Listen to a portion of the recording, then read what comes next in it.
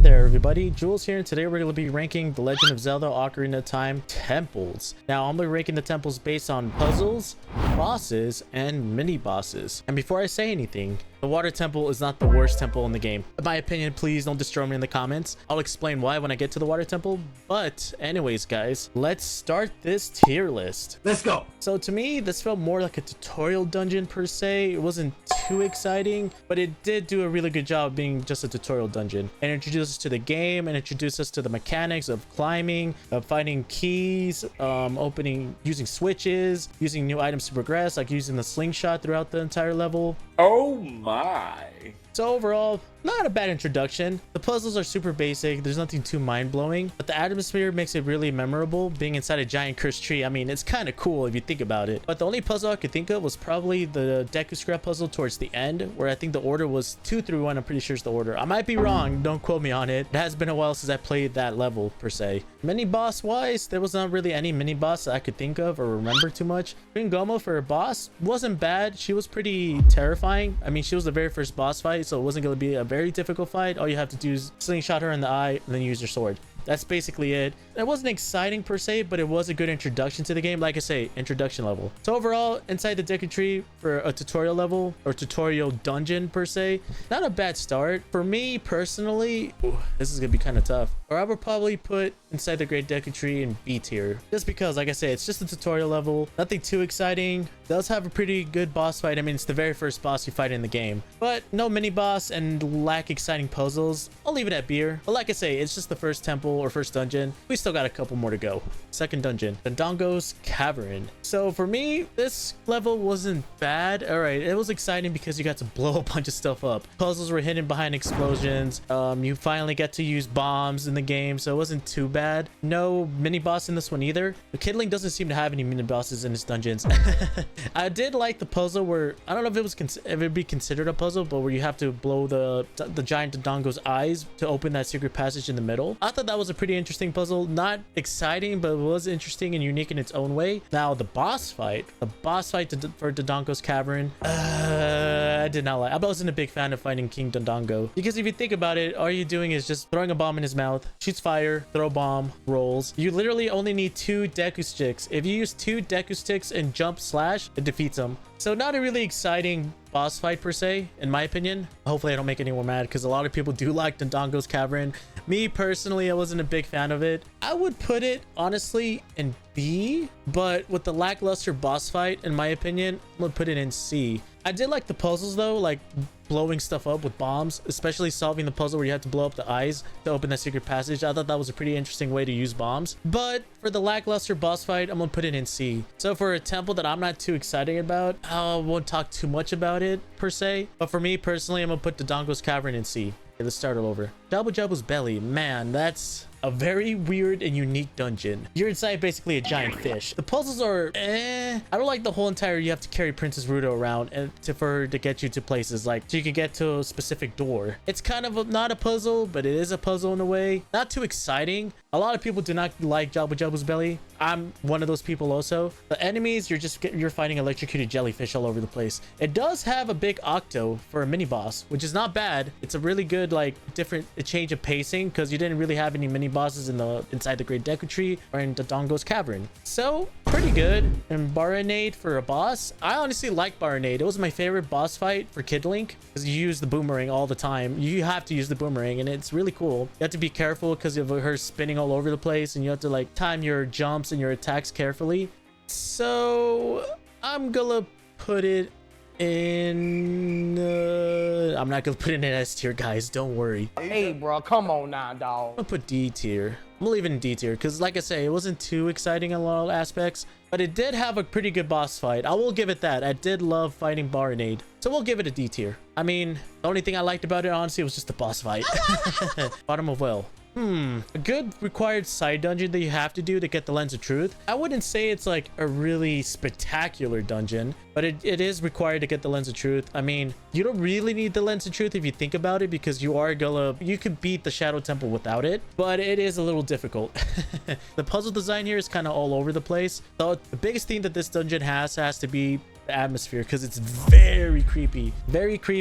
There's hidden holes, there's fake walls, and it's a very good like horror themed dungeon. It introduces to the dead hand for a mini boss. You defeat it to get the lens of truth. Not too spectacular, but it is memorable for being creepy. I did like the whole entire like you have to use Zelda's lullaby to lower the water to unlock some other rooms in the dungeon. So for me, I'll put it in C tier. It is very like the horror aesthetics of it does make it memorable, but it's not very like spectacular per se. So we'll leave it there. And now we get to the good stuff. The Forest Temple. Now, before I talk about it, this is one of my favorite temples in any Zelda game. There's a lot to it. Like it's gonna be quite a rant about this temple. The Forest Temple of Ocarina of Time really starts cooking. Dungeon has one of the best atmospheres in the whole entire game. The music, the boss fight, the mini boss, the item you get, top tier. Like, how do I explain it? Or my favorite dungeon soundtrack of Ocarina of Time has to be the Forest Temple. It sounds so mysterious, almost like dreamlike, like you're walking in a dream, and it's creepy but not too creepy. It doesn't do it overboard. It just sounds super mysterious. I love the music.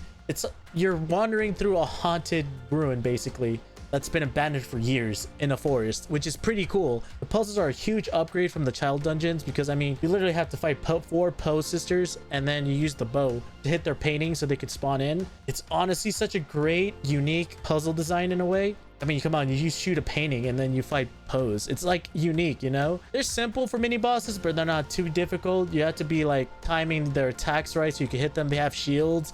They have swords too, so it's like a bigger upgrade than fighting other mini bosses from Kid Link. So mini boss wise, the Stalfos are a really big plus because I mean you're fighting basically an enemy with a sword and a shield, so it's a pretty big upgrade from the mini bosses from Kid Link. And then we get to the big thing, Phantom Ganon, a really fantastic boss, and it's a great introduction to like a snippet of fighting Ganondorf because you're fighting his ghost per se. I mean, you shoot paintings, he's on a horse too, and just such a great boss fight. So overall, the dungeon is such a complete package in atmosphere, puzzles, mini bosses, boss fight. Everything works so well in this dungeon. And you get the bow. That's like such an iconic item to get. So for that reason, I'm putting the Forest Temple in S tier. My favorite temple, my favorite soundtrack, and one of my favorite bosses to fight in Ocarina of Time. So we're putting it in S tier. Now we get to the Fire Temple. All right. Before anyone kills me in the comments, the Fire Temple for me is not that much of an exciting temple. One thing I do like about it is the soundtrack. A quick did you know? Because there's 2 different soundtracks for the Fire Temple. The first has like some kind of chant, an Islamic chant. In future like releases of Ocarina of Time, Nintendo did cut out. I grew up with the original copy, so I'm a big fan of that Islamic chant. It made it sound more like dangerous per se. I mean, it's a cool temple. You're literally on a volcano. Like nothing could top that in a lot of aspects. But my thing is with this, the puzzles are solid. You have to find the Gorons, but it felt more like a fetch quest too, like in Jabu Jabu. But in this one, you just have to find Gorons and unlock their cages, or not unlock their cages, unlock their cells, and then you get a key or an item. It's not too tedious like Jabu Jabu. The mini bosses are the flare dancers. They're fun, they're really fast paced, and they're really cool, but it's not really like exciting like finding the Stalfos in the Forest Temple. That's just my opinion, and you need the hookshot too. To get to the Fire Temple, it is a pretty cool thing because you have to cross like a little bridge with the hookshot, and pretty exciting. You're fighting a giant dragon in a volcano using a hammer that you get. That's one thing I do like about the Fire Temple is you get a hammer to whack things in that temple. Pretty good boss fight, really exciting. You're fighting a dragon with the hammer. Is it hard? Not really. It's pretty easy if you're smart with it, but I mean, you do get the fire tunic, which is pretty cool. It's a red tunic. Like, come on, it's pretty badass. I always liked wearing the red tunic in Ocarina of Time. There is one question I don't know is I heard that usually if you wear the tunic, the Goron tunic, your damage gets cut by a little bit. I don't know if that's true. That's just a rumor or something I saw online. Might test it in a future video. But anyways, tier list time. Fire Temple, exciting in a lot of ways.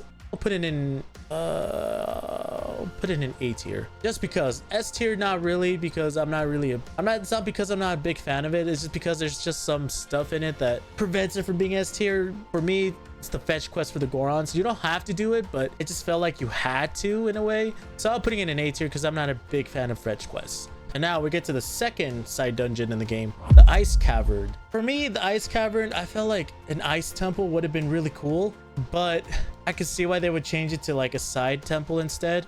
Now, the item you get in the ice cavern is the iron boots, and that's basically it.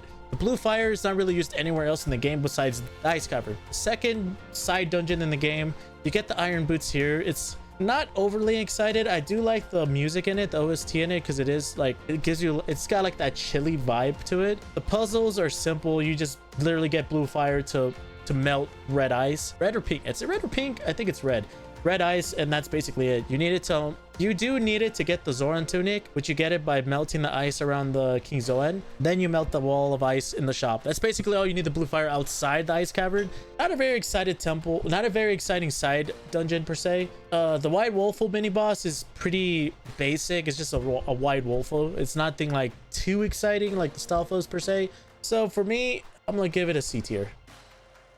It's not bad. I do like the music, and you do get the Serenade of Water, which takes you to Lake Hylia, which you don't really need. You just need it for like a shortcut. It is a good song though. So for that reason, I'm gonna give it in C tier. Not an overly exciting place, but I mean, you get the iron boots to get to the water temple. So not too bad. All right, now we get to the exciting one, the water temple. Here's the thing though. I actually love the water temple. It's challenging, not overly challenging, at least for me it wasn't growing up. I mean, I never once had any issues with the water temple. The one temple I did have issues with had to be probably the shadow temple, but we'll get to that later. But the water temple for me, it was amazing. Using water for changing the levels of the temple. Puzzles were difficult. I will admit the puzzles were extremely difficult because you had to figure out like what key to use, what key not to use. But overall, it wasn't bad. I loved it. I had so much fun with the water temple. I had so many good memories in it, like with my brother helping me trying to beat it. I helped him too. I never had issues with it. Like straight up playing, I played Ocarina of Time so many times, and I've always loved the water temple. Now, the biggest thing about the water temple, side boss. What a great mini boss Dark Link is. The battle with him is so incredible. I just feel like Dark Link could have been better as a main boss, honestly. That's just me. I know Dark Link has been a mini boss in like a couple other Zelda games, I'm pretty sure. I don't really remember. But for me personally, Dark Link mini boss, really cool. The atmosphere is memorable. The battle's memorable. It feels like, oh crap, you know, like an oh crap moment that you're fighting your shadow. To be honest, Morpho wasn't really an exciting battle per se, because you're literally just, to me, I've always thought like, oh, Morpho's just like a giant booger in a water tentacle. That's just what I think, you know. But I mean, fighting Morpho, not exciting. The item you get in the water temple, the long shot, is just an upgraded version of the hook shot, which isn't bad. It's also like, is this really worth it, you know? So for me personally, the water temple is one of the hardest dungeons, like by far. I will admit it is one of the hardest dungeons. For me it wasn't, but for a lot of people it was. But you do have an iconic mini boss, which is Dark Link. Not an exciting boss, because Morpho for me wasn't exciting, but Dark Link was an amazing mini boss. And did you know, if you use your ice arrows to shoot like those what are those things called when you, before you head to the boss fight, those things that like damage you, that are moving, those silver things, you shoot them, they actually freeze. So I think, in my opinion, if I remember correctly, the water temple was intended to have ice arrows to be used in it, but I think they decided to scrap it like last minute. So hopefully, here's our fingers crossed that the remake does something with those. But for me personally, I've always loved the water temple, never had any issues. I don't know, it's like very like dream core aesthetics, you know. I'm putting it in S tier. Water temple, now don't roast me in the comments, I just love the water temple a lot. It's one of my favorite temples in the game too. So yeah, we're putting it in S tier. Amazing, memorable mini boss, amazing level design. It is difficult. You have to be cautious about how you play it, because I've heard stories about people getting like stuck because they used the key in the wrong spot. So it's a very difficult dungeon per se. But for me, I always loved it, never had any issues. We're putting it in S tier. And now we get to the Shadow Temple.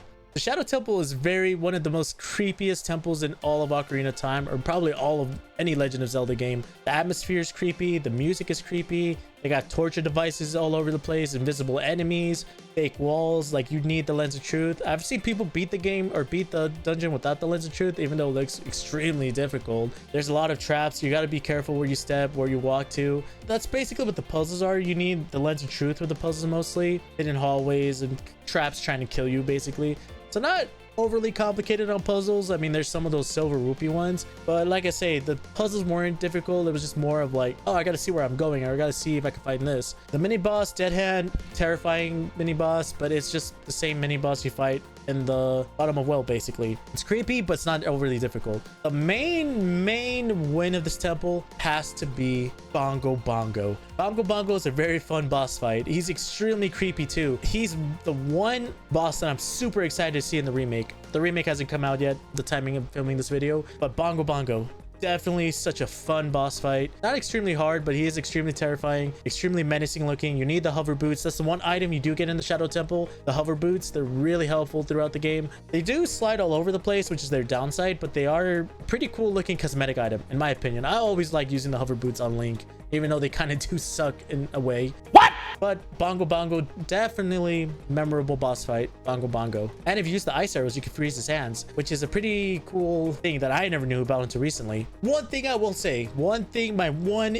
issue with the Shadow Temple, and I know people, I saw this before on social media, people say, which one do you do last? Shadow Temple or the Spirit Temple? Because I think the Spirit Temple is supposed to be the last temple in the Adult Link, right? So for me personally, Ocarina of Time Vanilla, I've always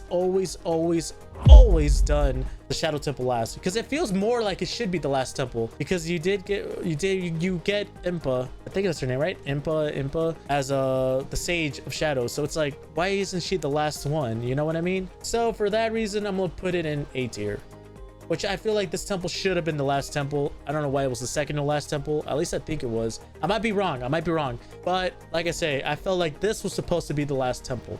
But overall, memorable boss fight, memorable atmosphere, memorable music, very creepy. We'll give it an A tier.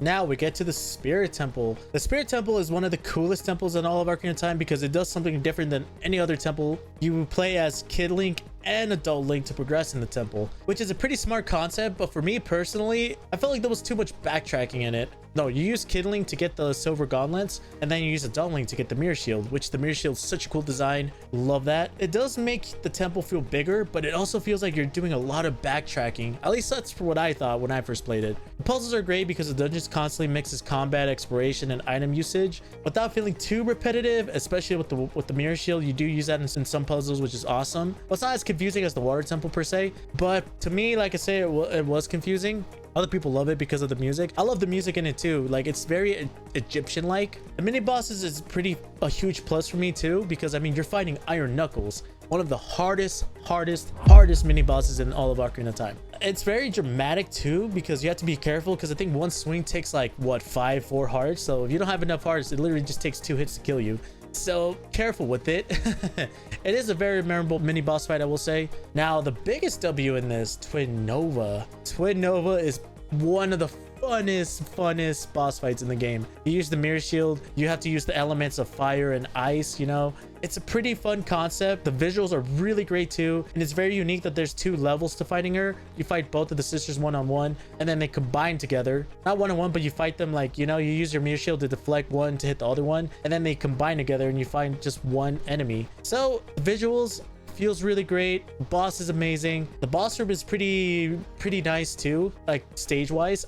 I mean, Bongo Bongo was a drum kinda, so I do like the Egyptian aspect of it. The Egyptian like artistic visuals that we got from it, really cool. The Spirit Temple does a lot right. Great structure, great mini boss, fun puzzles, top tier boss. It's one of the best dungeons in the game for sure, but to me it just felt too repetitive. I did like the whole entire idea of using Kid Link perhaps for one part and then using Adult Link for the last part, but to me it just felt like we were backtracking a lot. So for me personally, I'm gonna put it in B tier.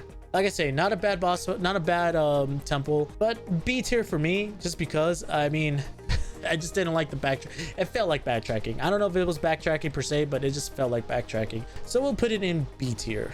Okay, next we get Gerudo's Training Ground. There wasn't really any mini boss fight. This was just like trials, basically. Honestly, I would say not a big fan of it. Before I talk about it, I'm gonna leave it a D tier. Just because it's not like a required side temple per se. You just do it just for 100% completion, basically. It's more of like getting the treasure, which is just the ice arrows, and you get it to like the end of the game basically, so you don't really need the ice arrows for anything. I felt like it was just like, you know what, we don't know what to do with the ice arrows, we're just gonna put them there. for people to 100% complete it. So for me personally, I wasn't never a big fan of the Gyarados training ground just because it just felt too forced. It's not like you need to do it, but it's also like, do you want to do it for bragging rights? You know what I mean? The side temple or side dungeon wasn't for me popular per se. It wasn't really fun. It just felt like a trial, you know, like you got to complete these trials, which makes sense because it's called a training ground. But for that reason, I'm gonna leave it at D tier. Nothing really to talk about like puzzle wise. It's just completing trials basically. So we'll leave it at D tier. Ganon's Castle. Now, temple wise or dungeon wise, I like it because it's basically the final exam, the final test before you fight Ganondorf. So it's basically Ocarina of Time saying, hey, you remember every mechanic you learned throughout the game? Well, we're gonna test you now on it before you fight the real boss, Ganondorf. So the concept's really cool. I mean, going through every room to unlock the barriers by shooting your light arrow at it, it's pretty cool. You see the sages for the last time, so it's like, oh crap, like this is it. Like, you know, we're already at the end. Then there's a boss gauntlet before you fight Ganondorf. So you fight Iron Knuckle, Stalfos, and then you get boss keys to unlock the rooms to get into it. You're like, holy crap, it's it. This is it. We're gonna get to Ganondorf and fight him. So pretty iconic, pretty memorable. The Ganondorf fight is really basically just a giant energy tennis match. Basically, he throws an energy ball, you hit it, he hits it back and forth, then you use your light arrows. So it could have been more exciting per se, but it was pretty fun. I mean, it's literally the last part of the game. So tier list wise, not really any. Well, those rooms would be considered puzzles. Put it in an S tier because it's memorable. You're at the last part of the game, it's making you feel accomplished. You're using everything you learned throughout the game, every item to get to Ganondorf, and I think it's a very, very, very memorable way to end the game or get to the final boss per se. So anyways, guys, this is my tier list for the Ocarina of Time dungeons. The next one I might do, I have two choices. I might do another Legend of Zelda tier list or a Resident Evil tier list for games or characters. I'll see what I decide to do. But yeah, guys, let me know in the comments what you guys think. Let me know in the comments what your guys' favorite temple or what your guys' least favorite temple are. And yeah, make sure to comment, like, and subscribe. I'll see you guys all next time. Bye.